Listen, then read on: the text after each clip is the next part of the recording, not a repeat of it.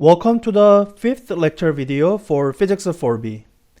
Having covered heat engine cycles in detail, we are finally ready to discuss fundamental, theoretical limitations placed on performance of heat engines.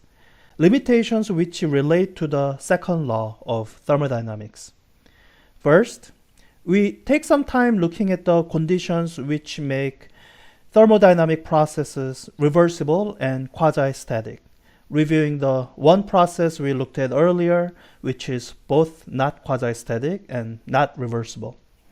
And as a kind of introduction to an in-depth intro to second law of thermodynamics and the quantity we will call entropy, we look at an inevitable byproduct of a heat engine, waste heat, which is not avoidable even in theory, even for an impossibly idealized version of a heat engine, involving the usual mechanical assumptions of frictionless, lossless operation.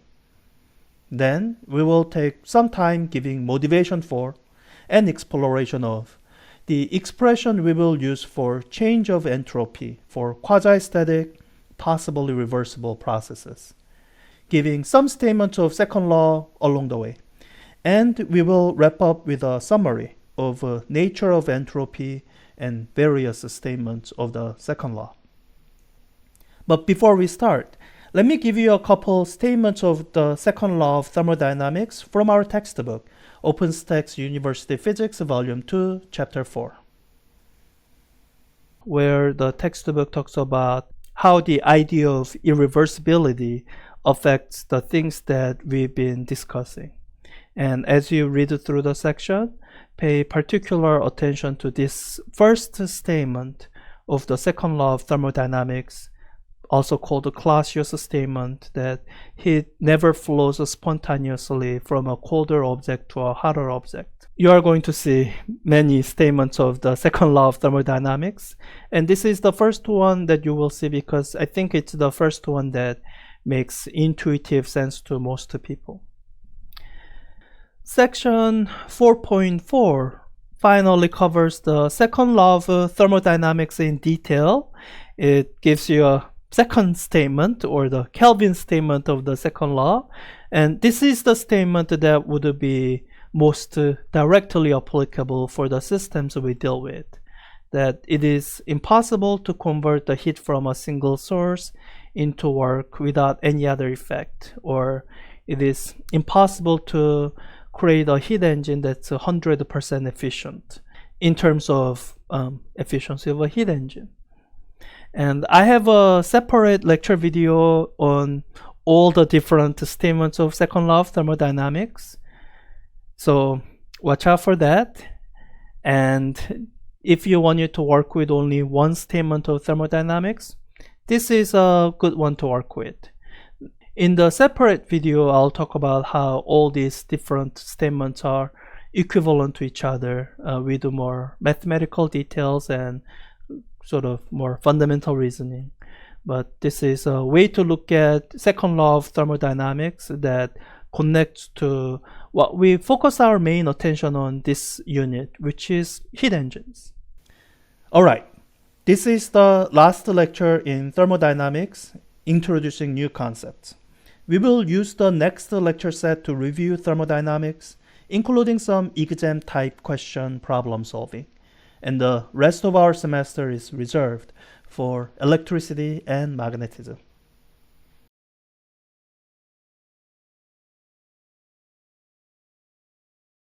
Hi, in this video we'll talk about quasi-static processes and reversible processes. It's a topic I've been avoiding for quite some time. In fact, your textbook does it much earlier. In Chapter 3, in Section 3.4, in discussion of thermodynamic processes, your textbook already started discussing quasi-static and non-quasi-static processes.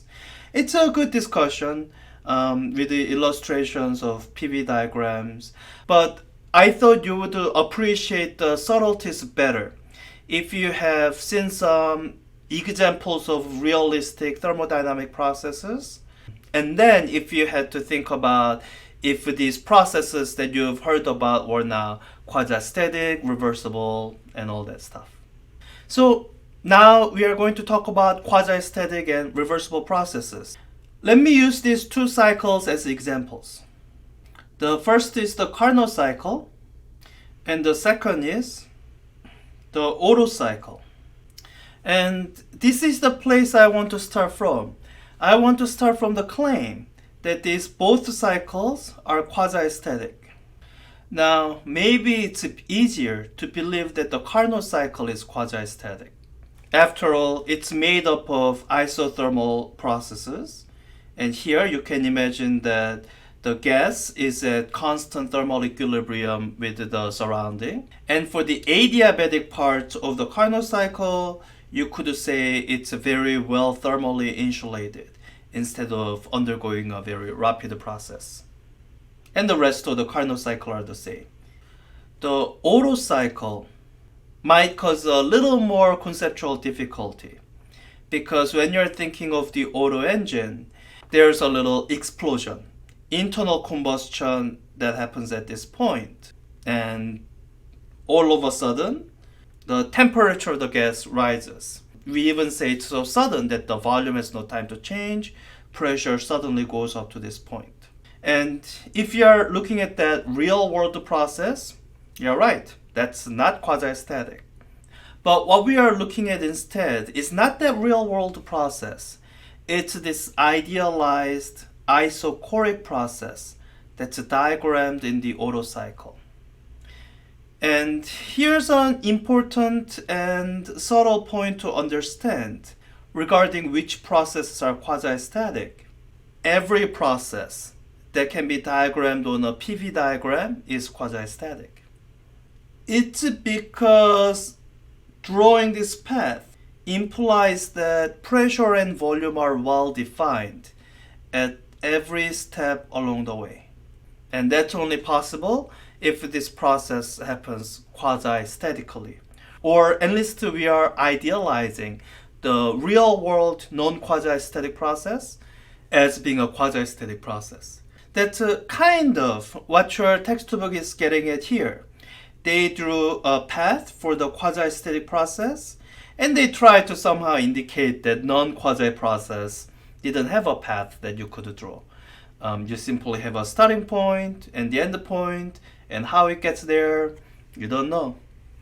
So that's one reason I didn't really want to talk about the quasi-static and non-quasi-static process distinction, because almost every thermodynamic process we analyze is going to be quasi-static. Otherwise, we can't analyze it since there's no path to calculate work over and calculate heat transfer over. Now, lest you think we never dealt with a non-quasi-static process, there is one example we looked at that is non-quasi-static. That example we looked at was also in chapter 3, in section 3.6, as we were discussing adiabatic processes. It was under the term free expansion of a gas. And your textbook called it adiabatic process, but I like to keep them separate. Adiabatic process is this process here that you have seen that is quasi-static. And free expansion of a gas, it's its own thing that's not quasi-static. Even though the free expansion of a gas might fit the definition of adiabatic process, zero heat transfer, the reason I want to set it apart as its own thing is whereas adiabatic expansion can happen gradually, that's what quasi-static means, with the free expansion of a gas, the partition has to be suddenly removed. It's on or off. There's no in between. Let me be more specific what I mean. Alright, so here's the free expansion as illustrated in the textbook. And let me try to illustrate this on a PV diagram. So initially the gas is at some volume and some pressure. With the sudden removal of the partition, the volume of the gas increases. And your textbook does go into careful description of why the temperature of the gas shouldn't change. That means using the ideal gas law, the pressure goes to half of what it was.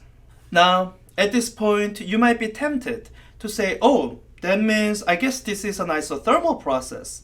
So let's say it's isothermal. And that would be wrong. Because if it were isothermal, what that means is that there's this area under the curve, and for the temperature of the gas to remain constant while it's doing all this work, there must be heat flowing into the gas. That's isothermal. Now, these descriptions are completely contradictory to how this system of gas was described. It's in a well-insulated box. There is absolutely no heat transfer. There's absolutely no heat transfer with the outside. So none of this description makes any sense. So let's undo. So how can we describe the process of the gas changing from this state here to this state here in the free expansion? Well, the short answer is you can't. There's no point in time in which the gas had 3/2 of V naught as its volume. That point in time didn't exist. At one moment, the gas had the volume of V naught. There was a very brief moment while this free expansion was occurring where the volume of the gas was not well defined. And at that point, the pressure of the gas was also not well defined. So who knows what that is in between. But at some later moment, the volume of the gas reaches 2 V naught. So the path from the initial point to the final point is not well defined. That is what it means for a process to be non-quasi-static. It is impossible to draw a path on a pressure volume diagram. So on the flip side, if we drew a path on the pressure volume diagram, then what that means is at a minimum, we are idealizing the process as being quasi-static, because that's the only way a curve in a pressure volume diagram has any meaning. Alright, hope that makes sense. Now let's move on to the next item of reversibility. So suppose I have convinced you that both of these processes are quasi-static. Then this is the claim I want to start with. They are also both reversible. Well, that's not technically right. They are both potentially reversible. I added this weasel word, potentially, because you can make these processes irreversible. In fact, you can even make the Carnot cycle irreversible. Here are two easy ways to make a thermodynamic process irreversible. The first is kind of a familiar one that you've seen in Physics 4a, is you introduce friction. As you saw in Physics 4a, whenever you have friction, you can't just reverse the direction of time, because friction always takes away energy, it doesn't add mechanical energy. The second source of irreversibility that we are going to spend more consideration on is the irreversible flow of heat. Now, not all flow of heat is irreversible. If that were the case, the Carnot cycle would have been irreversible a long time ago, because along this isotherm, there is a heat transfer. But the way we idealized the Carnot cycle was that this heat transfer happened reversibly. This is what we mean. We were careful to state that if this isotherm is at some temperature Th, then the temperature of the high temperature reservoir was also Th. So the heat flowed between two objects that were basically at thermal equilibrium. So this is what reversible heat flow means. With these infinitesimal temperature changes, it could flow either way. So irreversible flow of heat would be where there's a temperature difference. The heat flowing due to a finite temperature difference is irreversible. And this is captured in the Clausius statement of the second law of thermodynamics that you must have looked at just before this lecture. heat never flows spontaneously from a colder object to a hotter object, leaving open the possibility heat flowing between two objects that are at the same temperature, the reversible heat flow. It's at this point at which an observant student might say, aha, I've got you. So the Otto cycle is irreversible because this point is at the high temperature TH, and all these 4 points are at different temperatures. So, for example, when the system undergoes isochoric cooling in this portion of the cycle, the heat transfer must be occurring through finite temperature difference from T1 to TL. The gas at high temperature T1 is releasing heat into TL. QED. This is where I want to highlight the potentially. Now, you're right. In a real world isochoric cooling process, it's very likely to be an irreversible isochoric cooling. But I think if we have proved anything, is that what we are considering isn't quite the real world. It's the idealized version of the real world. If you are dealing with the real cycle, the real Otto engine cycle is not even quasi-static because of the internal combustion that happens. We already idealized that into saying, well, it can happen quasi-statically. So what we are going to now do is we are going to go one step further to concoct a very convoluted arrangement.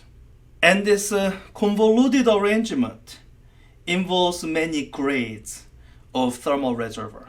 So, alright, let's say you have thermal reservoir at T1, and you do have thermal reservoir at TL. And what I want you to imagine is infinitely many thermal reservoirs between those two temperatures with temperatures that are spaced apart infinitesimally. I mean, it's not that convoluted.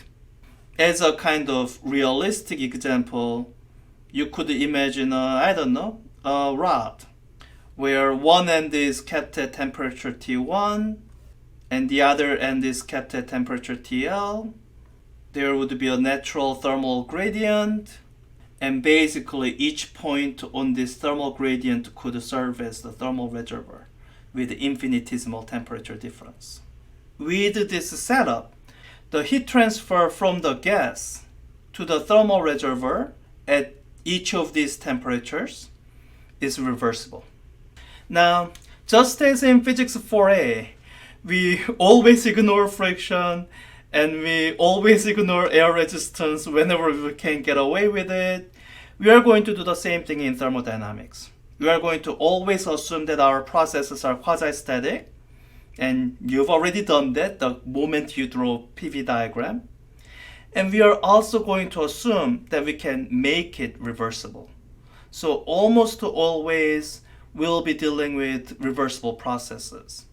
And from time to time we will bring up, okay, how would this be different if this process were irreversible? But we are not going to get very numerical with it. We'll just give you some inequality that tells you how the reversible process is better than the irreversible process. And this practice is justified on really two grounds. One is that it's necessary. You kind of need to make these assumptions so that the problems are solvable, the way ignoring air resistance made projectile motion questions solvable in physics 4a. And the second is that these are reasonable. Whenever you draw PV diagram, you are drawing the quasi-static version of the process. And once you have made it quasi-static, by avoiding these sources of irreversibility, we can make it potentially reversible. So we'll use these assumptions to discuss some important limitations of heat engines under these idealizations, reasonable but idealizations still. And we'll talk about how any irreversibility that exists in the system will affect the result of the analysis. Until then, bye.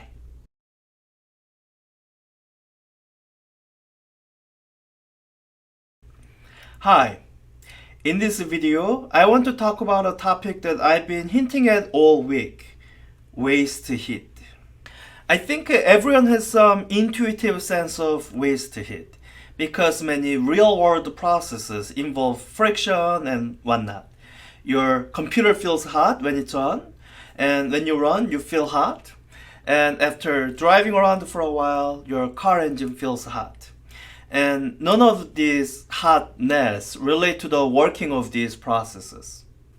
Now, the particular kind of waste heat I want to talk about is actually much more fundamental. This is the kind of waste heat that laws of physics themselves dictate must exist. So imagine an ideal, perfect world in which there are no frictions, unless you wanted them to exist, like traction, and no dissipative processes. Even in this world, you'd have this waste heat. Let me be a little more concrete. Let's look at a very specific process, a heat engine cycle, the Carnot cycle.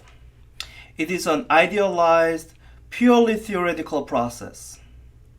No friction enters here. Now, what does it mean for a heat engine to be a heat engine? What is the purpose of a heat engine?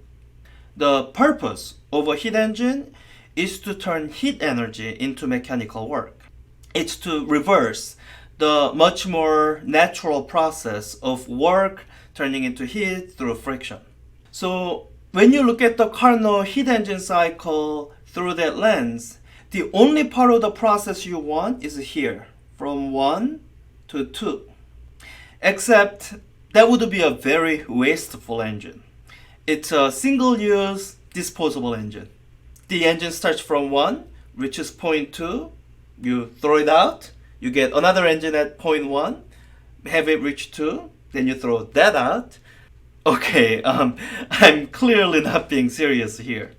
So the challenge is to bring the engine back to point 1, where it is ready to do work again, and do net work over one cycle. If you simply bring the engine back to 1 through the curve 1, 2, then it does no net work. The exact same work done by the engine is done back on the engine, bringing it back to 1. Like a ball bouncing elastically up and down on the floor. This is where some bright person realized if we reduce the temperature of the gas, it'll reduce the pressure of the gas. And compressing the gas in this state will involve doing less work, less area under the PV curve.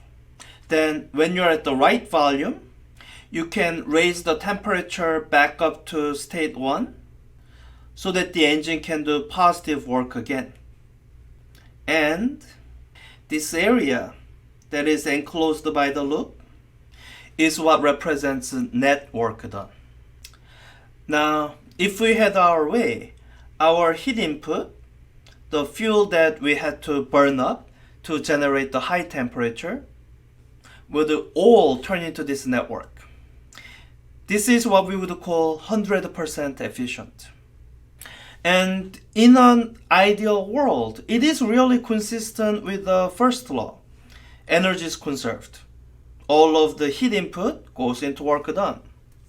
In fact, that is what happens along this isothermal curve going from 1 to 2.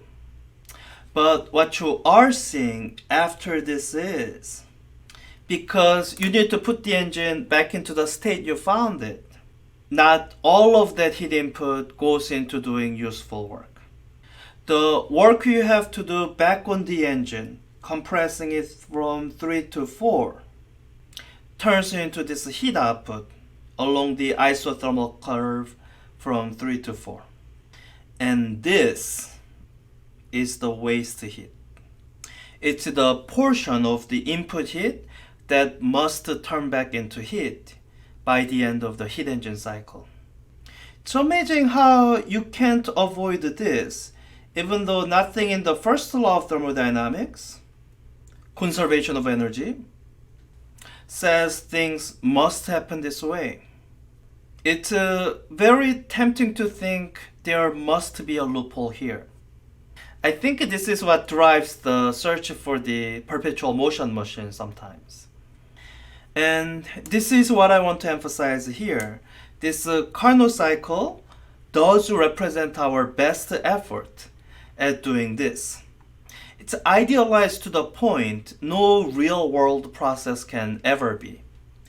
But you still can't avoid turning a fraction of your input heat into output heat, the waste heat. It's at this point where we say, as physicists, there must be a law that prevents this desirable good thing from happening. And this will be the topic of chapter 4, the second law of thermodynamics. Before I say goodbye, I want to point out one possible loophole. If you spend enough time looking at these isotherms, you come to this conclusion that these isotherms go lower and lower as you go to lower and lower temperature. So if your T2 was 0 Kelvin, then the area under the curve will be 0. And you'll have turned all of the input heat into work. Well, reaching 0 Kelvin is impossible. And making a heat engine operate there is even less possible. But this realization does help develop the intuitive idea of high quality heat and low quality heat. High quality heat energy is associated with larger differences in temperatures. With larger differences in temperatures, greater fraction of heat energy is available to the work. Sometimes this is referred to as free energy. I understand chemists define different kinds of free energy. Low quality heat would be where there's a very little difference in temperature. Sometimes when people talk about heat death, this is what they are referring to. A homogeneous universe where there's no different temperatures between different parts of the universe, and the situation where it is impossible to turn any of the thermal energy into mechanical work. Alright, so on that note, goodbye. Hi, in this short video, I would like to look at an example of a perfect engine. Here the perfect should be in quotes, because what we are going to describe would actually be an impossible engine. So let's start with an example of an engine that somebody already tried to make perfect. That would be the Carnot cycle. You have seen it before. It consists of isothermal expansion, adiabatic expansion, isothermal contraction, and adiabatic contraction. We keep calling this ideal, but you might wonder why. If we refer back to the results we derived, these are the heat transfers and the net work done. It doesn't seem quite perfect to a lot of people for how much heat was inputted. Not all of that heat input goes to work done, and there's a lot of expelled waste heat. That is, of the heat that enters in the isothermal expansion, significant fraction of that has to live in the isothermal contraction. And that seems wasteful. To most people, when you ask them what would be the efficiency of a perfect engine, what they would say is, well, for a perfect engine, it should have perfect efficiency, or 100%. And it's on this measure, the Carnot cycle is seriously lacking in. So let's consider this question. Could we get 100% efficiency by modifying this cycle somehow? When you look at the Carnot cycle carefully, you can see where all this inefficiency is coming from. Look at how much work is done under the isothermal expansion. I'm drawing this slightly off because I'm imagining the whole adiabatic things canceling out. I'm rearranging the shape a little bit. What is causing this to be inefficient is for the contraction back, there has to be so much work done on the gas, taking the heat out. And the area left between two isothermal curves will never equal the input heat, so it'll never be 100% efficient. Now let's dream about changing this Carnot cycle that we know. Here's how I imagine a perfect engine could be built. We could try to avoid all this negative work being done, the work being done on the gas. Let me try this. So we follow the Carnot cycle from A to B, then to C, and instead of returning to D, let's say we are going to reduce the pressure all the way down to 0. Now, practically this would be very difficult, but we are imagining an ideal scenario. Let's call this point E. And now that the pressure is at 0, you can change the volume without doing any work. So there's no work being done here, just the volume changing freely. And once you are at point F, then now you can absorb heat, cause the gas to undergo isochoric heating. Now all of the pink area is the work done, nothing wasted. Now if you look at this carefully, you have to come up with a conclusion. It wasn't so good. In this isochoric cooling, you must be expelling some heat. So it's not true that there was no waste heat expelled.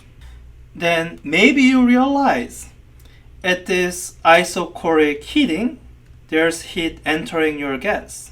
And this must actually be the same amount of heat because you are going back up to the same isotherm. Now, if you're thinking, oh, work done is QH, so it's now 100% efficient, that's not quite right. Because with this modification, in addition to the QH, this amount of Q1 is also an input heat. So it's more like work done is QH plus Q1 minus Q1. And the efficiency actually is the work done, QH, divided by different denominator, QH plus Q1. Now, you might want to treat it like, but it's the same Q1, don't they cancel out? Well, if you're thinking of the normal perfect engine, these two Q1s are different. Kinda oversimplifying here. The Q1 being released here has to go into the low temperature reservoir, the one at 0 Kelvin. And the heat that's entering here has to come from the high temperature reservoir, maybe one at TL. So that's the sense in which these two heat are different. They are not coming to and from the same reservoir. If you really want 100% efficient engine, then this is what you need. Instead of this heat here being released into lower temperature reservoir, you need to be able to release this heat into TL. Then these two Q1s will now truly cancel. They are truly equivalent to each other. The minus Q1 here cancels out the plus Q1 here. Now, unfortunately, this process here is what is forbidden by the Clausius statement of the second law of thermodynamics. Heat never spontaneously flows from low temperature to high temperature. This is one illustration of why Clausius statement is equivalent to the Kelvin statement. Because if you could imagine, he could possibly flow from low temperature to high temperature, then that's all we need to make 100% efficient, perfect engine. But that's not true, so we can't make 100% perfect engine. Instead, we are going to have to be limited by the efficiency of a perfect engine that's allowed within the laws of thermodynamics. That's the efficiency of the Carnot engine, or taking the ratio of the work and the heat input we see there. A lot of numbers cancel out. You get TH minus TL over TH, or equal to 1 minus TL over TH. This is the maximum possible efficiency given access to two thermal reservoirs, the lowest possible temperature TL and the highest possible temperature TH. Any other reversible cycle or irreversible cycle operating within this regime wastes some of the possible efficiency. It's the Carnot cycle that makes sure that all heat input occurs along the highest possible temperature and that all heat output occurs along the lowest possible temperature. So we are going to have to resign ourselves to that. The Carnot efficiency, which is never at 100% unless you have access to 0 Kelvin low temperature reservoir, is the most perfect engine possible. We are going to soon look at the second law of thermodynamics through a different lens, and in this different lens, Carnot cycle will be useful again, although not in such a quite unique role. Until then, bye.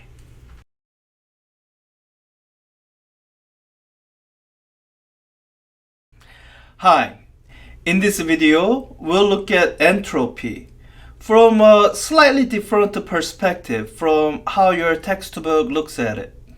So in your textbook, entropy is just introduced, thrown at you, as change of entropy is heat transfer divided by temperature. I want to introduce entropy in a way that I think is more historically appropriate way of how it was introduced.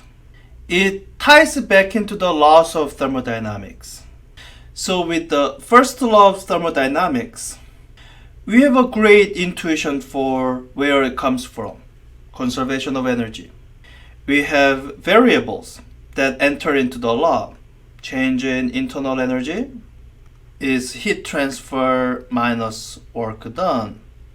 And we have dynamical quantities that specify the state of the system that we can use to express all this. But I want us to start from the point where the second law of thermodynamics is still a bit mysterious. It's been specified in two ways, in terms of the direction of heat flow, or spontaneous heat flow, and in terms of heat engine efficiency. These would correspond to the Clausius and Kelvin statements of the second law. I hope you come away with a feeling that you haven't gotten to fundamentally what the second law of thermodynamics is about. So what we will now describe is an attempt to get at that. And the place to start from is by coming up with a new state function, or what we'll call entropy. Sometimes the word state function gets thrown around and it sounds all fancy, but it's really not all that special from what it sounds like. It's a function that describes the state of a system. You have seen great many of these already.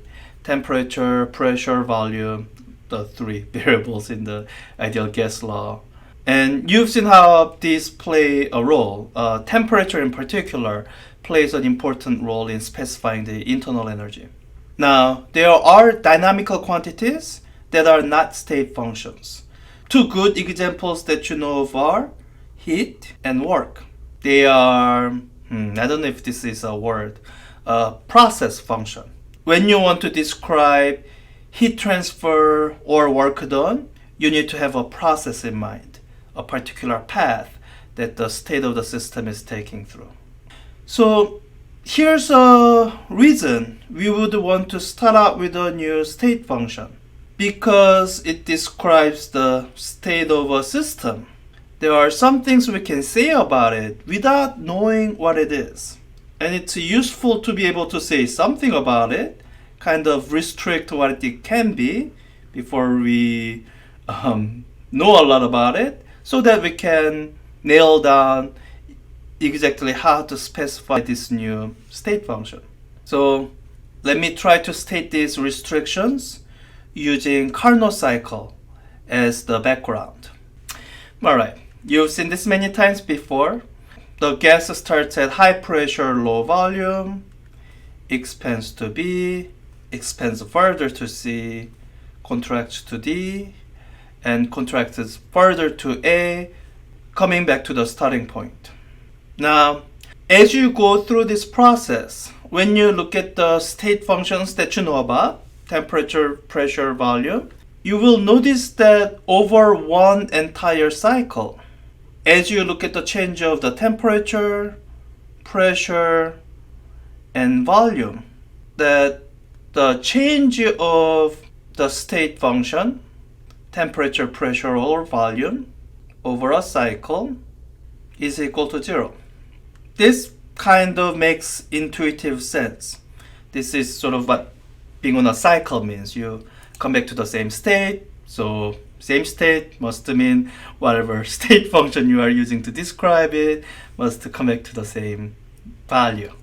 So we are going to use this to look for a new state function that's going to be intimately connected to the second law of thermodynamics, and it'll be important in describing thermodynamical systems like the heat engine. So the kind of argument I'll go through in the next couple of minutes, I think it's attributable to Clausius. But if I turn out to be wrong, I'm no historian. Never take your history lesson from a physicist. So let me go through that. So over one cycle, there are some things that don't add up to 0. The net heat transfer or the net work done, they are not 0 over a cycle. In fact, the net work done can be represented by this area inside the cycle. Now, I'm going to take a hint from the fact that these two non-state variables could be combined to describe a state variable.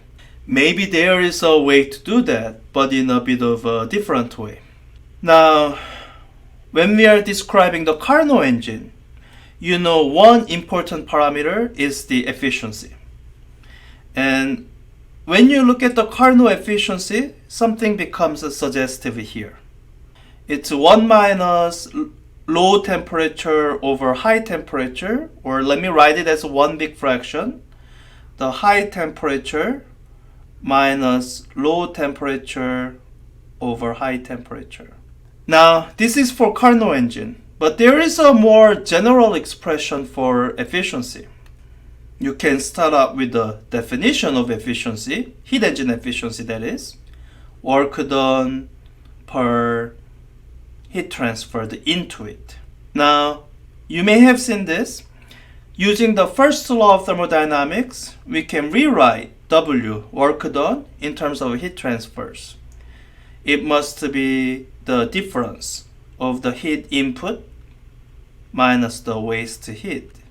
Now, just so there's no confusion here, this expression is for general heat engine. It's true for any heat engine. This expression up here, it is specifically for Carnot engine, which means for Carnot engine, these two expressions must be equal to each other. So that means, after a little bit of algebra that I'm not going to do in detail here, you get this result, that for Carnot engine, the ratio of heat over temperature at the high temperature limit is equal to the ratio of heat output over the low temperature. Just an algebraical truth. Let me rewrite this in a slightly more suggestive form. QH over TH minus QL over TL is equal to 0. If we look at each of these terms as describing some kind of difference or change that's occurring in this process, what this could be read as saying is that the total change is equal to 0. This is where we can suggest a tentative form for entropy. We could say each of these terms are changing the entropy of the engine, or changing the new state function of the engine, occurring at each of the steps. Apparently, it's somehow related to the heat transfer. So as we look at this diagram, we can think of it this way. As the heat transfers into the system in isothermal expansion, there's an increase in the entropy equal to total heat transferred divided by the temperature. And as the heat transfers out of the engine in the isothermal contraction, there's once again an entropy change, this time equal to minus QL for heat transferred out of the system divided by the temperature. And based on these expressions here, when you add them up for Carnot cycle, you get 0, which is what you would want for a state function. If you want to say that this entropy is a state function, it describes a state of the system, then over one cycle, it shouldn't change. So this is our starting point by asking the question, is this new quantity S, which is described by saying that change in S is related to heat transfer and temperature. Is this a physically meaningful quantity? I know your textbook starts out by saying that it is a physically meaningful quantity, and I promised a slightly different take, so let me show that it is physically meaningful here. Now, the Carnot cycle is where we came up with the idea that this expression might be meaningful. So it doesn't make sense to test the significance of this in the Carnot cycle. So let me give you a different cycle in which we can look at the significance of this new expression. It can be any cycle, so let me make it easy for myself and use the very first toy cycle that we used when we were starting to talk about heat engine cycles, the rectangular cycle. Isobaric expansion, isochoric cooling, another isobaric contraction, and then isochoric heating. Seems simple enough. And let's look at the entropy change as we go around in a cycle along this path and see if what we are guessing from all those suggestive expressions from Carnot cycle turns out to be true. Alright, so the very first thing I should realize is that this cycle is actually not all that simple. Carnot cycle was simpler. The expression we want to test has temperature in it, and Carnot cycle was simple because it involved constant temperature processes, or when it wasn't constant, the heat transfer was 0, so I didn't have to worry about it. For these isobaric and isochoric processes we will look at, neither of those are true. So what this means is we have to be ready to use calculus. So let me write down the form of the expression that we will be using. The infinitesimal change in entropy is going to be equal to small amount of heat transferred over the temperature. And we are going to add up all these changes along the line as our process moves along the line. We call that line integral.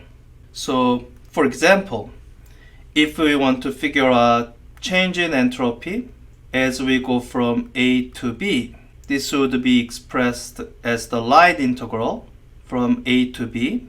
And although eventually we will end up saying the path doesn't matter since we don't know that yet, we'll say we are going to take the isobaric path and we integrate all these infinitesimal changes over along that line that gives us the finite change in the entropy.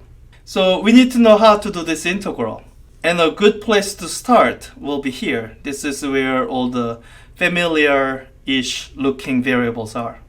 Let me use the first law of thermodynamics to rewrite this a little bit. So we'll deal with a t later. And for dq, small change in small amount of heat transferred. Glancing over at the first law of thermodynamics, this is what I can say. That small amount of heat transferred is going to be equal to small amount of internal energy change, moving W over, plus the small amount of work done. Alright, I know how to express the internal energy. So for monatomic gas, just so that we have something specific to work with, internal energy of gas is 3/2 nkt. And I also know how to express the infinitesimal work done. That would be pressure times infinitesimal volume change. So that means we can express this infinitesimal change in entropy this way, as sum of two terms, 3/2 nk dt over t. The one in the denominator is coming from the factor in front. That's the first term. And the second term from the infinitesimal work done. Pressure times dV over T. I feel much more comfortable with this expression because this is in terms of all the other state variables. Pressure, temperature, volume. I know how to handle that. I can use the ideal gas law when I need to. So let's work through this, see what we get. So we already got started working on the process A through B. So let's finish that. The change of entropy is equal to, I guess I should write it out. Integral A to B, 3/2 nk, all constants so far, dt over t. I think I know how to do this integral. Treating t as my variable of integration, this is just going to give me natural log of t. Alright, keep going. Plus, I'm separating out the two integral terms. Still integral of a to b, pressure times dv over t. So the variable of integration I've been given is the volume, and it seems good enough to keep the volume. So I guess I should rewrite pressure and temperature. Glancing over at the ideal gas law, PV is equal to nkt. If I rewrite it for pressure over temperature, I get nk over v. Alright, that seems like that's gonna give me what I want. Let me substitute that in place, and we can do the integral. Alright, I think we have everything. So let's write it out. The first term is, I'm going to skip a few steps in the algebra. So 3/2 nk, that's the constant. And the antiderivative is natural log of t.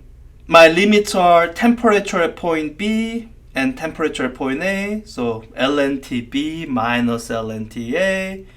Do the logarithm algebra, I get natural log of TB over TA. Plus, I need to work out the second term.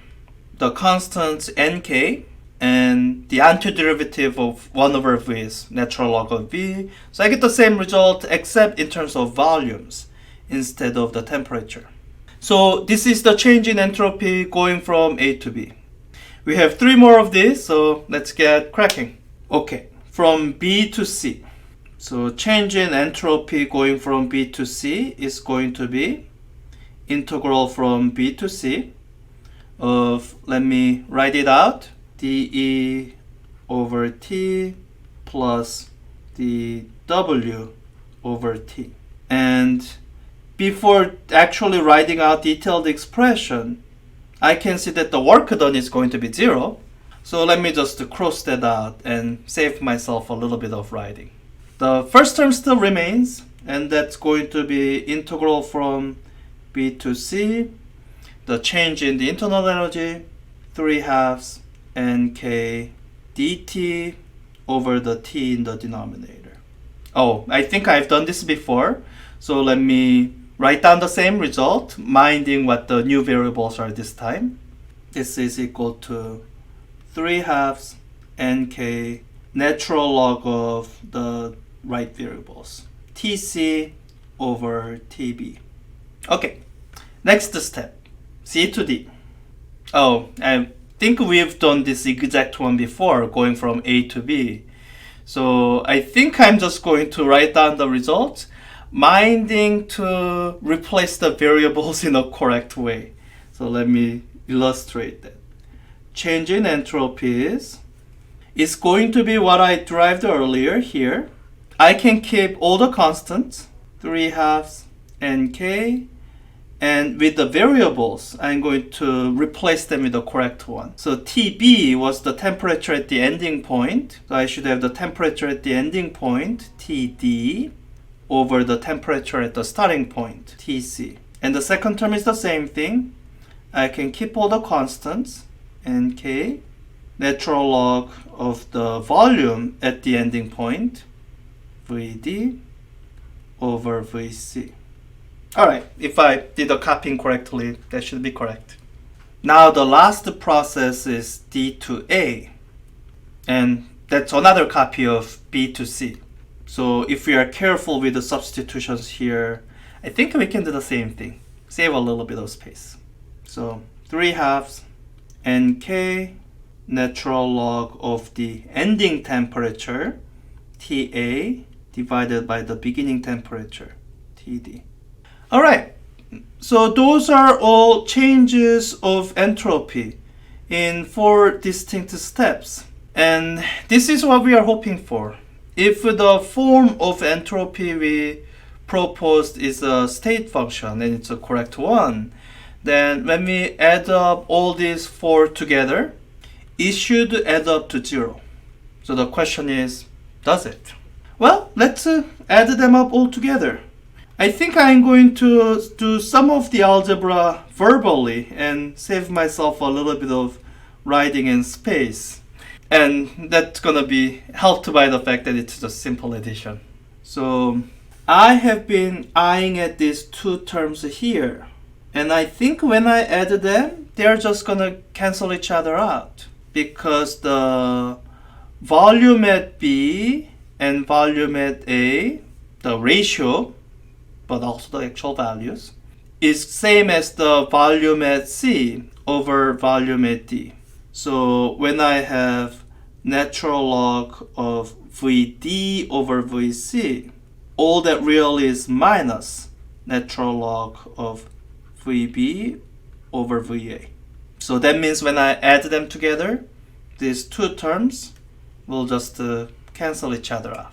So for the remaining 4 terms, they all have the same coefficient. So I think I can start by writing down the simplified expression as I write it down. The total change in entropy is, factor out the common factor, and what remains in the parentheses are natural log of Tb over Ta plus natural log of Tc over Tb plus natural log of Td over Tc plus the natural log of Ta over Td. Let's do a little bit of logarithm algebra in place. I hope you remember the logarithm algebra. Natural log of A plus natural log of B is equal to natural log of A times B. So since this is all summation here, we can imagine doing this algebraic operation. That means I'm just going to put natural log over the whole thing, and what is the sum becomes product. Okay, make sure I made the change correctly, that I haven't actually changed the expression. Alright, once we write it this way, you can see additional things that cancel out. This Tb cancels out with this Tb, this Tc cancels out with this Tc, this Td cancels out with this Td, Ta cancels with Ta, the whole product just cancels out to 1. and natural log of 1 is 0. So this change of entropy over cycle does end up being 0, as we were hoping it would. Oh, I just realized that these went off the screen. Let me move them in. Alright, all moved in. So what this calculation is showing is this proposed expression for change of entropy, or to be more precise, this differential form that we are using, it satisfies the properties we would expect for state function. So this is the new state function that we are proposing that is going to be relevant in the context of second law of thermodynamics. This is the part 2 of the video for entropy. So in part 1, we just looked at the introduction of entropy as a new state function, hopefully very relevant in the description of the second law of thermodynamics. We are continuing the discussion here. Let me make some space for the new content that we'll be discussing. Now, I want us to be careful here as we are working with this new expression. So let me start out with a counterexample of when this doesn't work. So a good source of counterexample is something we looked at earlier, free expansion of a gas. It's a non-quasi-static, irreversible process, and it's a good source of counterexample because so much of the things we do relies on the assumption that what we are working with is quasi-static and reversible. So let me draw the PV diagram of this free expansion here. You start out at some state, some pressure and volume. After the partition is removed, the volume doubles. And as we discussed before, the temperature doesn't change. So that must mean pressure halves. So the state of the gas ends up as somewhere around here. Alright, so that's the change that takes place. I'm not going to draw a path because this is a non-quasi-static process, and drawing a path on the PV diagram implies that there's a path to be drawn. Here, there's no path. You just start at A, some moment later, you're at B. Now, if you try to naively apply that change of entropy is equal to Q over T, you will naively conclude that change of entropy is 0 because there was no heat transfer. In fact, your textbook calls this an adiabatic process, and I never liked that description. And I hope when you hear this description, I hope this sounds wrong to you, because it should not feel like that somehow the state of this gas here, occupying half the volume, is same as the state of the gas here, occupying double the volume.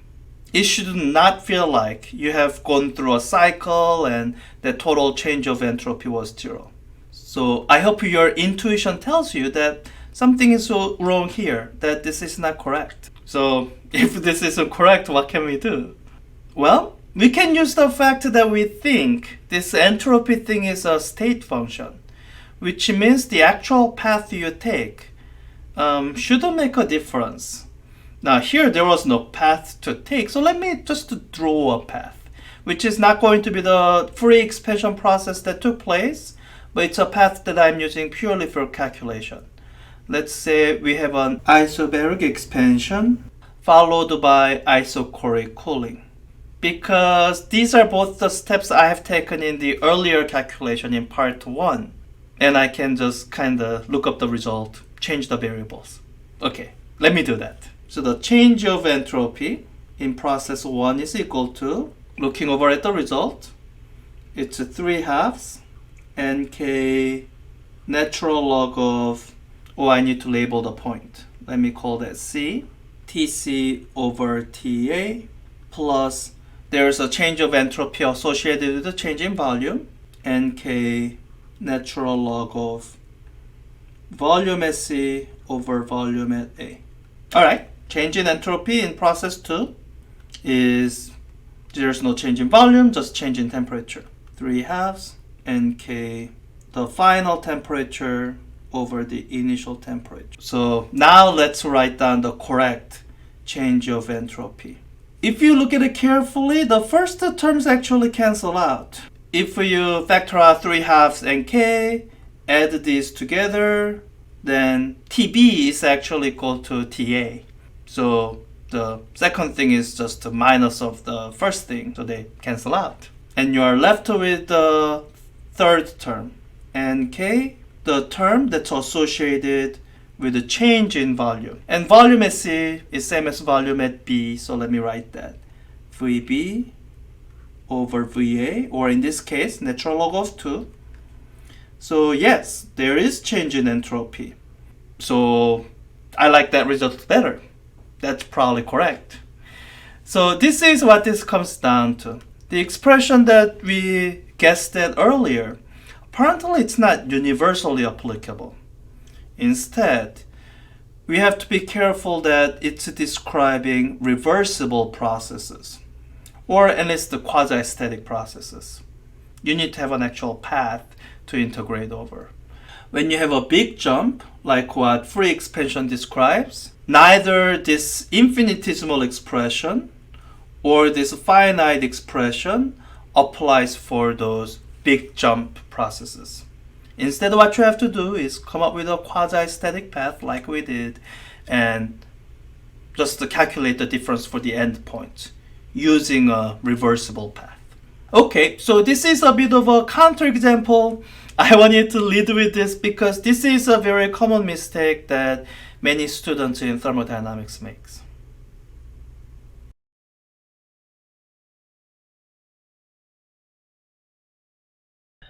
This is the third and last video on introducing entropy and looking at what we can do with this new idea of entropy. Now, the truth is, in this lower division physics class, we spend most of our time analyzing reversible processes. So this is a fair question to ask. What happens when these processes are irreversible? In the last example we looked at free expansion, which is an example of a non-quasi-static process. Non-quasi-static irreversible processes have limited utility in this class because for us to be able to analyze something, we kind of have to be able to represent it on a PV diagram. And if it's represented on a PV diagram, then they have to be quasi-static. That's the only way we can represent them with a path on a PV diagram. So what I want to do in this video is analyze an example of irreversible process, irreversible cycle that are quasi-static, so we can represent them on PV diagram and we can analyze in detail what happens. Now, since it's a concrete example, let me use the Carnot cycle as this concrete example. We'll be looking at a Carnot engine operating between a high temperature reservoir and a low temperature reservoir. So you have seen this many times before. Let's see, starting from this point on the cycle, it undergoes isothermal expansion, transferring heat, and to move to the lower isotherm, it undergoes adiabatic expansion, and then once it's at the temperature of the low temperature reservoir, then it undergoes isothermal contraction, transferring heat, and the cycle concludes with adiabatic compression, which will bring the engine back up to the temperature of the high temperature reservoir. Now, what I've drawn here is a reversible Carnot engine cycle. Since we want to make this cycle irreversible, we should look at sources of irreversibility. We talked about two sources. One is friction. It has the benefit of being familiar to you. You have seen it in physics 4a. You have seen it how it irreversibly converts mechanical energy into thermal energy. But the problem for, well, me is friction tends to be messy. So I would rather not deal with the friction if I didn't have to. So let me look at the other source of irreversibility, the second one, which is heat transfer. Now, not all heat transfer is irreversible. These heat transfers, they are reversible. That's why it's a reversible Carnot engine. What makes a heat transfer irreversible is when they happen through a finite temperature difference. Heat flows from hot to cold and never cold to hot. If you are very patient, heat can transfer between two objects that are at the same temperature. That's the reversible heat flow. So let's imagine what would happen to the Carnot engine, keeping everything the same with just this small change, that the heat transfer that will now occur will be an irreversible heat transfer with the goal of making Carnot engine practical. Okay, let me start somewhere in the middle so I don't mess up the vertexes. So starting somewhere in the middle of the adiabatic compression, I'm gonna continue to adiabatically compress, but stop a little bit short of when the Carnot engine reaches the temperature of the hot temperature reservoir. This allows the isothermal expansion to occur with a little bit of temperature difference, and this temperature difference will help heat transfer occur a little bit more quickly, and it's also going to make the heat transfer irreversible. And then the Carnot engine will undergo adiabatic expansion as before, and we stop it a little bit before it reaches the low temperature reservoir, and then it's going to be compressed isothermally, and this temperature difference as before will help drive the heat transfer, and also it'll make the heat transfer irreversible. And once it's at the correct point, then we start compressing it adiabatically to complete the cycle and return to the same point it started from. So this is the irreversible Carnot cycle. It's remarkably similar to the reversible Carnot cycle. In fact, if I didn't draw the isotherms of the high and low temperature reservoir, if I just drew the Carnot cycle alone, you wouldn't be able to tell if it's irreversible or reversible.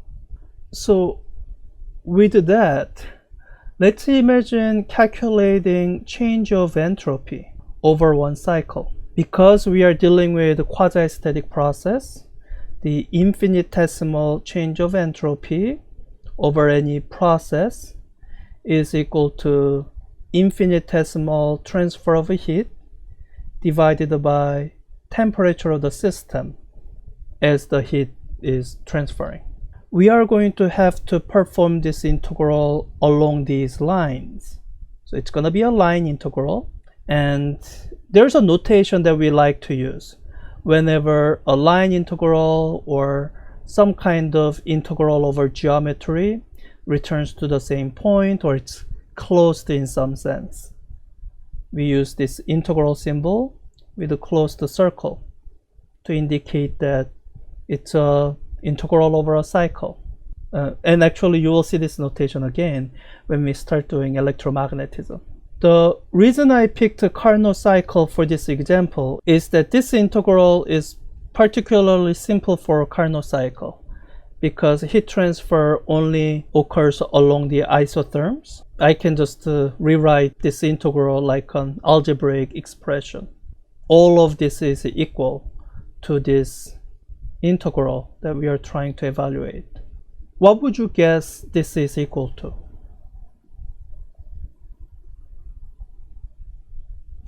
If you said 0, then you have a good understanding of what it means for something to be a state function.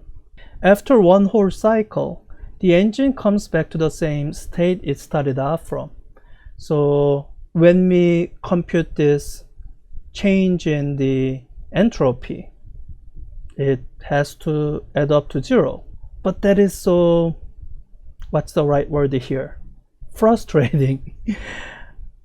We want entropy to have some meaningful difference when a cyclical process is reversible versus when it is irreversible.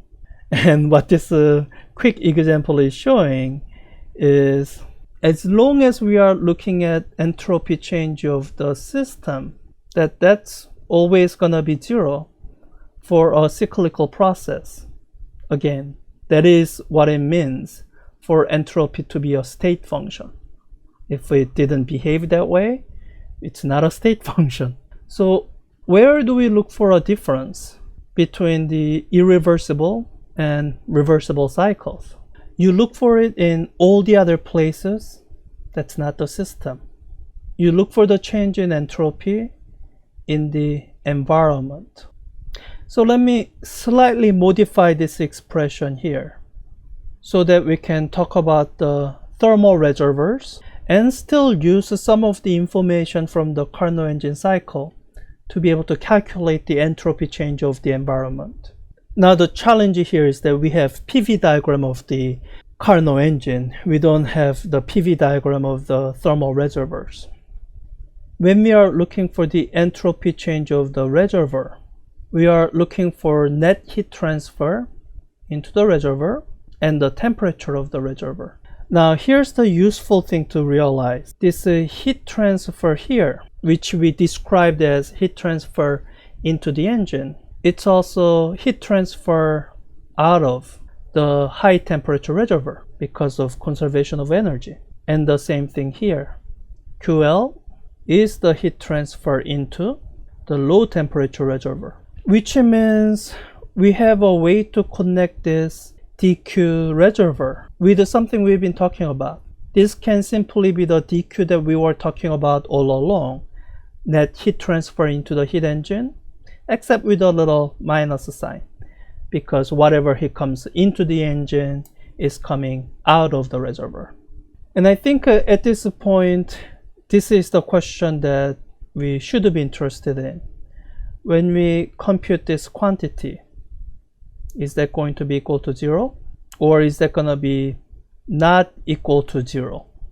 And I guess there are really two ways for it to be not equal to 0. It could be greater than 0, or it could be less than 0. And we have all the tools we need to answer that question. Let me clean up a little bit around my PV diagram. So when we calculate this integral, it still comes down to two pieces. It's going to have heat minus QH flowing out of the high temperature reservoir at temperature TH, and there's going to be heat flowing into the low temperature reservoir QL. And we knew how these terms add up for a hypothetical process, the reversible Carnot cycle that did isothermal expansion along the isotherm that overlaps with the thermal reservoir, and did isothermal compression along the isotherm that overlapped with low temperature reservoir. And what that recognition does is it helps us figure out how QH has changed from the value that would have made this combination add up to 0. That's what it was before with the reversible process. Now with the irreversible process, you can see here, comparing the area under the curve of the reversible isothermal expansion. This is the whole area. And the area under the curve of the irreversible isothermal expansion, the area has decreased, which means the work done with the irreversible isothermal expansion is less than the reversible one. And now, through the first law of thermodynamics, we know that for isothermal process, change in internal energy is 0. So whatever change there is for the work directly goes to change in the heat transfer. All of this to say, this QH in the case of irreversible Carnot cycle is less than before. Now let's look at QL. So in the case of QL, we are comparing this area here in the case of reversible Carnot engine with this area here in the current case of irreversible Carnot engine. So following the same reasoning as before, looking at the amount, just the magnitude of work done, and connecting it through the first law, we can draw this conclusion that QL is greater than before. So this is what you get when you look at this comparison of this irreversible process with the previously reversible process. The negative quantities has a smaller magnitude than before, and the positive quantities has larger magnitude than before. So these terms that previously added up to 0 will now add up to a number greater than 0. And this is more or less what we are looking for. A statement somewhere that change of entropy is greater than 0 in an irreversible process. Now what you have to be careful here is that it was not the change in entropy of the engine, because the engine moves in a cycle. It's the change of entropy of the environment or the reservoir. That's where you will find your increase in the entropy. Now, this result has a particular way of presentation, which you won't see in our textbook, but you know, these 4 weeks of thermodynamics, I've covered plenty of things that you don't see in our textbook. So let me do a little bit of rewriting here so that I can present it in a form that's seen elsewhere, not in our textbook, but seen elsewhere. So writing this without this minus sign, I can write this. The integral over a cycle of dq divided by temperature of the reservoir. I got rid of that minus sign, so this inequality here now flips the direction, so it's less than 0 in the case of irreversible heat engine. And if you're dealing with reversible heat engine, then the equality will hold. So this statement here is called the Clausius inequality. And this gives us a third statement of the second law of thermodynamics, that entropy, now in this case we are looking at the environment. Let's make it simple and say entropy of everything, heat engine and the environment. Entropy of everything always increases or stays the same, or the change in entropy of everything is always greater than or equal to 0 for all processes. And in the case of Clausius inequality, you should connect this term here with the minus of the change of entropy of the reservoir. So this concludes our introduction of entropy, and we got a new statement of second law of thermodynamics out of it. I don't know if that's a good thing, but that's what we got. And I will wrap up this introduction here. I have just one more lecture video giving you one more description of entropy and a statement of second law. That's actually my favorite formulation of second law, because I think it's the most fundamental way to state the second law of thermodynamics. So watch out for that, and I will wrap up our long introduction into entropy here.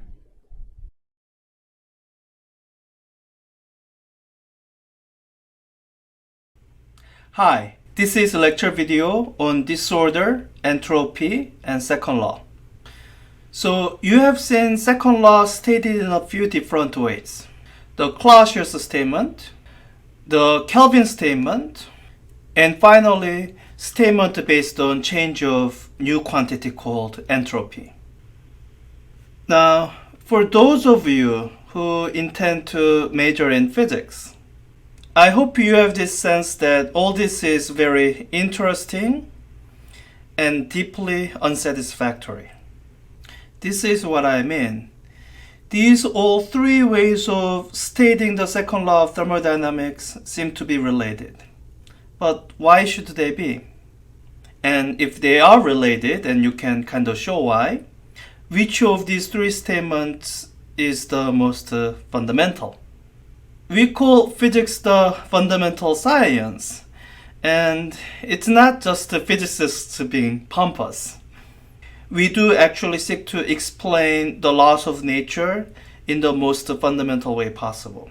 And these three ways of describing the second law are unsatisfactory because they are phenomenological descriptions.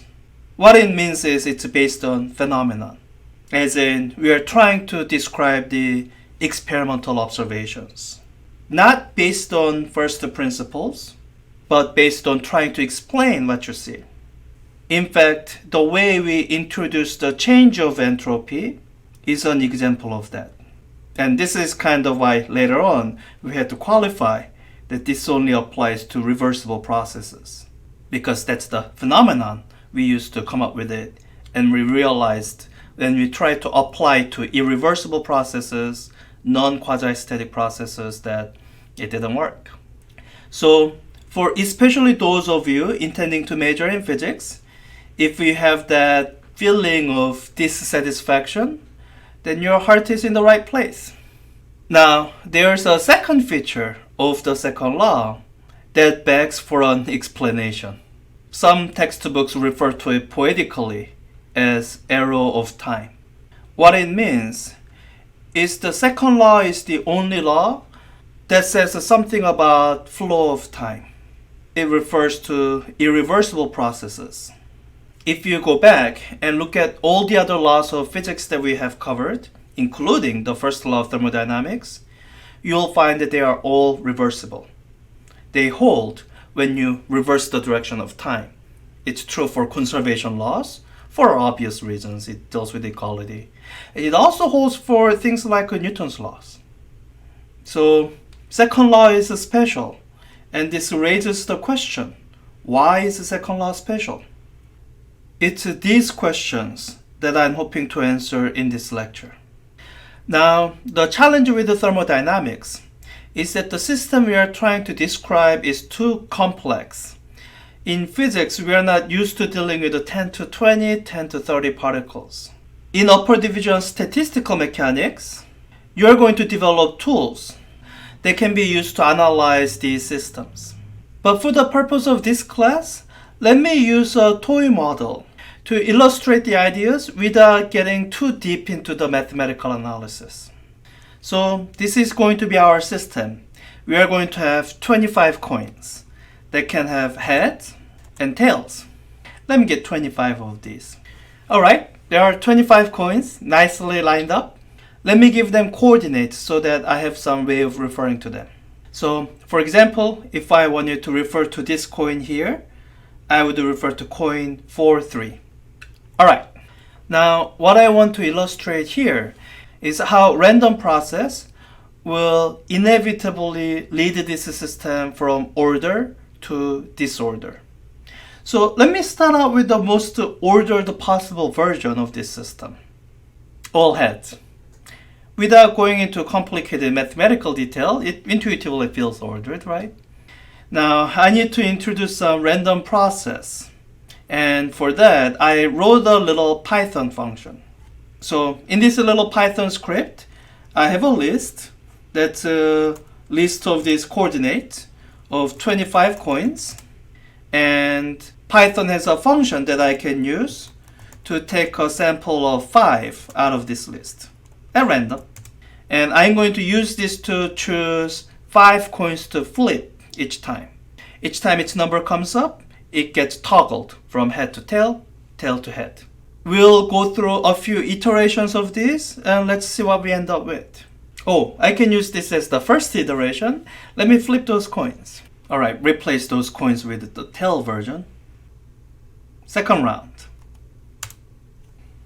Replace them one by one with their other version. You can flip back and forth in the video if you want to make sure I'm not cheating. Okay, another cycle. Alright, double check it's right. One more cycle. Alright, keep going. One more cycle. Alright, I don't have all day, so let me do it 2 more times and then we'll call it a day, see what we have, and we'll talk over that. So, one more. And And now the last one. Alright, let's call it a day. Let's do the tally of what we have. We'll just count the number of heads and tails. So counting the number of heads, 1, 2, I'll count silently. 13, 14, 14. Counting the number of tails, 1, 2, 10, 11, 11. And they add up to 25, just a quick checksum. It's a curious statistical fact that random process wasn't trying to enforce some 50-50 ratio of heads and tail. I was just picking some coins at random to flip. And if we were to continue this process indefinitely, you would find that the number of heads and tail fluctuate around about half. And it's this phenomenon that we are referring to when we say that the state of a system tends to disorder. I guess you could consider this another statement of second law. And you might have heard of entropy being described as a measure of disorder. So I hope this example with 25 coins gives you some intuition for how a state starting with a perfectly ordered system tends toward disorder with the introduction of random processes. And it doesn't seem to go the other way, even though nothing in the setup of these coins prevents all of the coins somehow being flipped to all head again, or to all tails. We can explain this with the ideas from combinatorics and the idea of microstates and macrostates, but 25 coins are too many. Let me reduce the number down to 4 and we'll talk about it.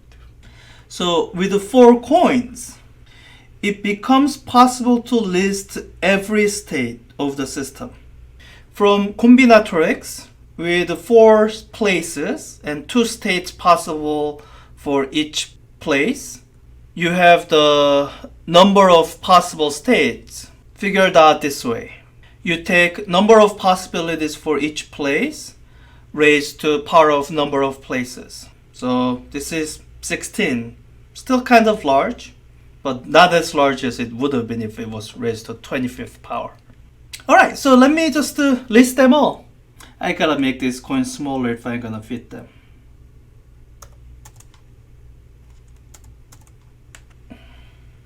They are being grouped in some kind of fashion if you can figure it out.